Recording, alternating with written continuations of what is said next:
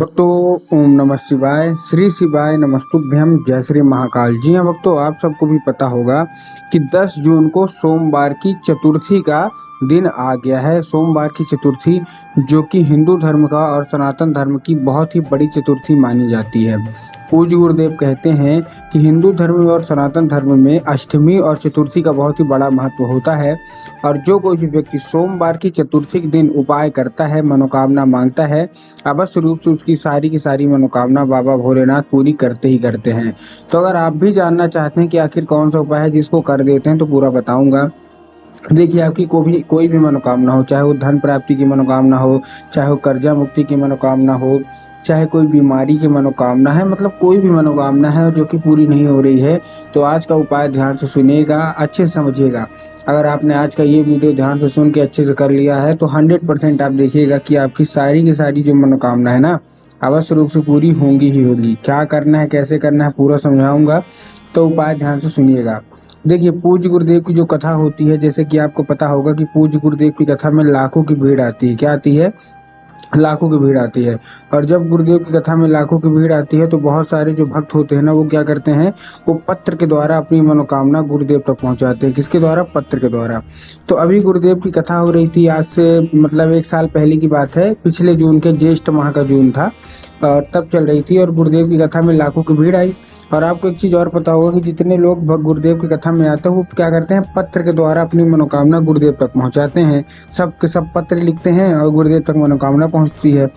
तो गुरुदेव कथा में लोग आए, गुरुदेव की कथा में लोग आने के बाद गुरुदेव को पत्र लिखा। जैसे ही लोगों ने गुरुदेव की कथा में जाकर गुरुदेव को पत्र लिखा, तो जब गुरुदेव ने पढ़ा तो गुरुदेव ने 2 से 3 उपाय बताए, क्योंकि उस पत्र में सबकी अपनी अपनी मनोकामना थी और ये सोमवार की चतुर्थी आने वाली थी, तो सबकी अपनी अपनी मनोकामना थी। किसी की धन प्राप्ति की, किसी की कर्जा मुक्ति की, किसी की कोई और, किसी की कोई और, ऐसे करके मनोकामना थी। जब गुरुदेव ने देखा तब गुरुदेव ने 2 से 3 उपाय बताए और कहा केवल और केवल ये उपाय कर लेना, तुम्हारे घर की जो भी समस्या है, जो भी मतलब तकलीफ है, सारा का सारा दूर हो जाएगा। जब गुरुदेव ने ये उपाय बताया तो लोगों ने जा जाके इस उपाय को घर में किया और जैसे नहीं लोग जा जाके इस उपाय को घर में किया, मात्र 1 से 1.5 महीने के बाद वो गुरुदेव की कथा में वापस आए।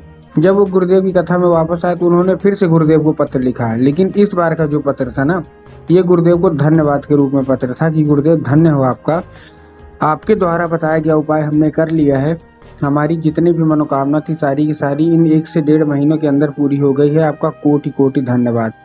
तो देखिए, जो लोग भी मेरी आवाज़ सुन रहे हैं ना, अगर आपको भी जानना है कि आखिर ऐसा कौन सा उपाय है जिसको करने मात्र से लोगों की मनोकामना सारी की सारी पूरी हो जाती है, तो चलिए हम बताते हैं आपको आज की इस वीडियो के माध्यम से। लेकिन उससे पहले अगर चैनल पे पहली बार आए हैं और आवाज़ मेरी पहली बार सुन रहे हैं तो वीडियो कर दें लाइक और चैनल को भी कर लें सब्सक्राइब, ताकि पूजनीय पंडित प्रदीप जी मिश्रा के रोज़ नए नए उपाय जो कि मैं उनकी कथा से सुनता हूँ, श्रवण करता हूँ, सबसे पहले मैं आपको प्राप्त करा सकूँ। ठीक, तो जो हमारा पहला उपाय है वो धन संपदा का उपाय है। जिनके भी जीवन में धन की बहुत कमी है, ये उपाय अवश्य रूप से कर लें। अब इस उपाय में आपको देखिए करना क्या है। इस उपाय में आपको सबसे पहले 9 समी पत्र चाहिए। कितने पत्र चाहिए? 9 समी पत्र।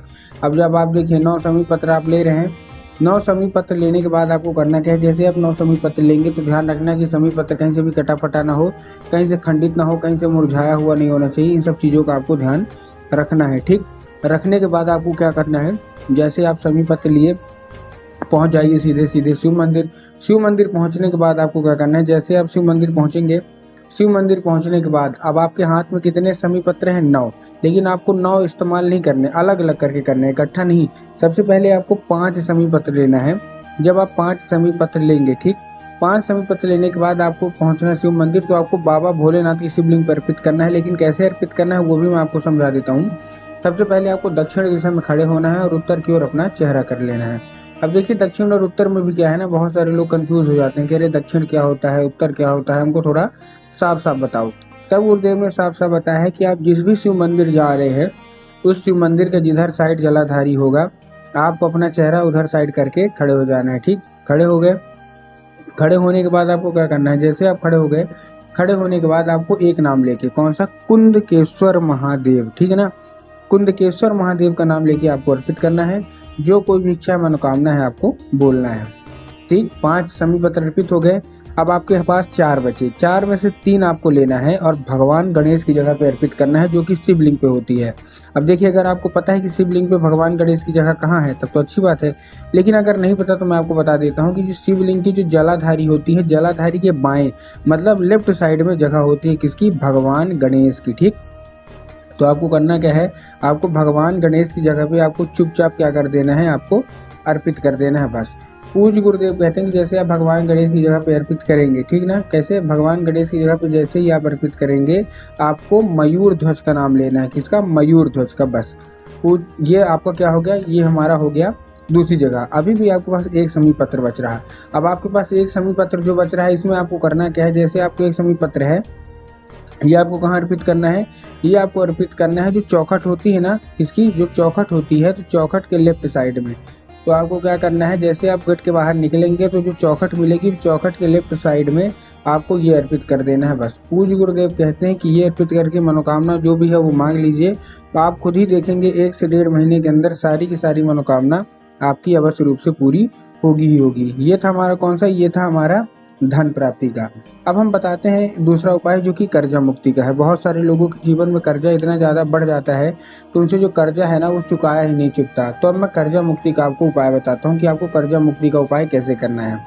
इस उपाय में आपको सबसे पहले चाहिए क्या, इस उपाय में आपको चाहिए कच्चा दूध और काली मिर्च। ध्यान से सुनिएगा, बहुत ही बड़ा उपाय है। कच्चा दूध चाहिए और काली मिर्च चाहिए। अब कच्चा दूध और काली मिर्च से करना क्या है, काली मिर्च और काली तिल में भी बहुत सारे लोग कंफ्यूज होते हैं कि काली मिर्च लेना है कि हमको काली तिल लेना है। तो देखिए, गुरुदेव ने साफ साफ बताया कि आपको काली मिर्च लेना है। ठीक, काली मिर्च आपने ले लिया। अब काली मिर्च लेने के बाद आपको क्या करना है, दूध लेना है 1 कटोरी, जो कि गाय का होगा, कच्चा होगा। ठीक, ले लिया। लेने के बाद आपको क्या करना है, पहुंच जाना है कहाँ, शाम के वक्त। ये उपाय शाम के वक्त करना है प्रदोष काल में। अब जिसको पता है कि प्रदोष काल कब होता है उनका तो ठीक, लेकिन बहुत सारे ऐसे लोग हैं जिनको यही नहीं पता कि प्रदोष काल कब होता है। तब गुरुदेव ने बताया कि जब दिन ढल रहा हो, रात आने वाली हो, उसी को प्रदोष काल बोलते हैं। तो आपको क्या करना है, प्रदोष काल में मतलब लगभग 6 से 7 के बीच में आपको पहुंच जाना है लेके कहाँ, बेल पत्र के पेड़ के नीचे। पूज्य गुरुदेव कहते हैं कि बेल पत्र के पेड़ में स्वयं माता पार्वती का वास होता है। तो बेल पत्र के पेड़ के नीचे पहुंच गए। जैसे बेल पत्र के पेड़ के नीचे पहुंचेंगे, आपको 3 बार परिक्रमा करनी है बेल पत्र के पेड़ की, और परिक्रमा करते करते जो कोई भी मनोकामना है बोलना है, और आधा कटोरी, केवल और केवल आधा कटोरी दूध अर्पित करना है। जो आपके पास आधा कटोरी दूध बचा है उसको लेके अपने घर के आसपास जो भी शिव मंदिर होगा ना, वहां पहुंच जाइए और शिव मंदिर में चंद्रमौली महादेव का नाम लेके, कौन से, फिर से समझा रहा हूँ, चंद्रमौली महादेव। तो आपको चंद्रमौली महादेव का नाम लेके आपको अर्पित कर देना है बस। पूज्य गुरुदेव कहते हैं बस आप 1 से 1.5 महीना ये उपाय करके देखिए, या फिर चतुर्थी के दिन कर लीजिए, आपकी सारी की सारी मनोकामना अवश्य रूप से पूरी होगी ही होगी।